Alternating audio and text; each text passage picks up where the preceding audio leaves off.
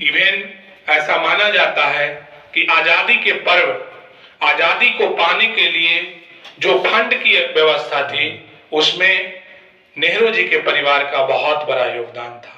क्योंकि कोई भी आंदोलन व्यक्ति के जोर से होता है, परंतु उस व्यक्ति को संवाद पहुंचाना, व्यक्ति की भोजन पानी की व्यवस्था करना, व्यक्ति को सही दिशा और दशा देने के लिए धन की भी आवश्यकता होती है।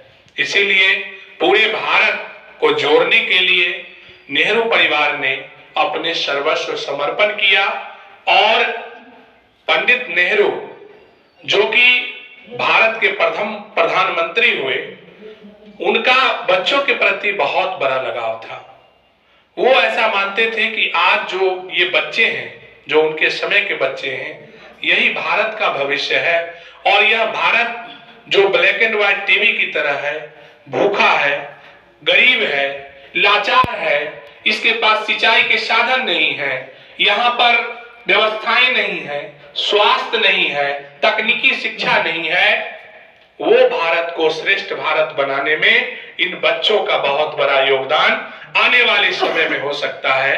इसीलिए बाल दिवस को नेहरू जी के जन्मदिन पर समर्पित कर दिया गया। बाल दिवस इससे पहले 20 नवंबर को मनाया जाता था, जब अंग्रेजी हुकूमत हुआ करती थी, परंतु उसे नेहरू जी के जन्मदिन से जोड़ करके और हम लोग 14 नवंबर को बच्चों को समर्पित, विद्यार्थियों को समर्पित करने के लिए बाल दिवस कार्यक्रम मनाते हैं। और आज यह समय है कि संकल्प लेने का कि हम अपने देश के लिए जिए और अपने देश के लिए कुछ करें। प्यारे बच्चों, देश की सेवा सिर्फ सेना में जाकर के नहीं की जा सकती है, क्योंकि सेना की संख्या सीमित है। देश की सेवा, अगर आप एक गरीब बच्चों को पानी का, अगर आप कोई गरीब बच्चों को पढ़ा देते हैं, ज्ञान दे देते हैं, तो वह भी देश की सेवा है। अगर कोई विधवा का फल और सब्जी मार्केट से ला करके अगर उन माताओं को पहुंचा देते हैं, वह भी देश की सेवा है। अगर कोई बीमार है और उसे हॉस्पिटल तक अगर आप पहुंचा देते हैं, तो वह भी देश की सेवा है। आप स्वच्छता, जो सड़क है, आप उसे साफ सुथरा रखते हैं, वह भी देश की सेवा है।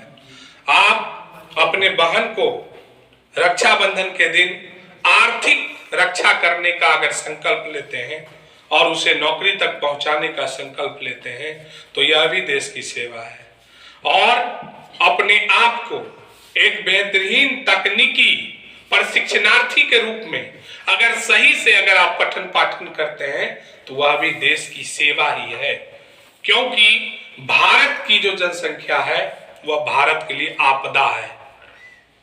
भारत की जनसंख्या विश्व में सबसे ज्यादा है, क्योंकि क्षेत्रफल के दृष्टिकोण में हम चीन से बहुत छोटे हैं।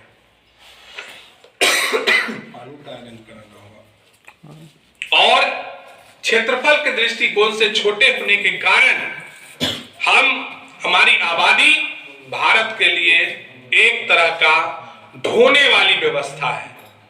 परंतु हमारे प्रधानमंत्री का प्रयास है कि हम आपदा को अवसर में परिवर्तित करें। आपदा को अवसर में परिवर्तित करना अर्थात वैसा अवसर उपस्थित करना कि अगर हम अपने युवा को प्रशिक्षण दे देते हैं, तकनीकी शिक्षा से जोड़ देते हैं, तकनीकी विकास अगर उसका हो जाता है, तो एक परिवार में अगर 4 युवा तकनीकी शिक्षा अगर प्राप्त कर ले, तो इस युवाओं को हम पोस्ट ऑफिस के माध्यम से पासपोर्ट बनाएंगे और भारत के कंपनियों में एक्सपीरियंस करवाएंगे और इससे विदेश भेज करके और इसे लाखों रुपया डॉलर के रूप में हम प्राप्त करेंगे। और यह जनसंख्या जो है अगर तकनीकी शिक्षा प्राप्त कर लेगा, तो पूरे विश्व को हम मैन पावर सप्लाई कर सकते हैं। और एक अमेरिकन लेबर, जो एक अमेरिका का जो लेबर है, उसको अमेरिका के द्वारा 6 लाख रुपया उस पर खर्च किया जाता है। और भारत पर मंथ हम बात कर रहे हैं। और अगर युवा के हाथ में तकनीकी शिक्षा हो जाए और इसे 1 लाख रुपया भी विदेशी अगर हाथ लग जाए तो करोड़ों युवाओं को विदेश भेज करके और वहां से भारत सरकार डॉलर जुटा सकती है और भारत को आर्थिक रूप से समृद्ध कर सकती है। यही हमारे प्रधानमंत्री का भी विजन है कि इस आपदा को हम अवसर में कैसे परिवर्तित करें। एक सफल छात्र होने के नाते आपकी जिम्मेवारी है कि आप जो प्रशिक्षण प्राप्त करते हैं उसको ईमानदारी से और देशभक्ति की भावना से अगर आप प्राप्त करते हैं तो आप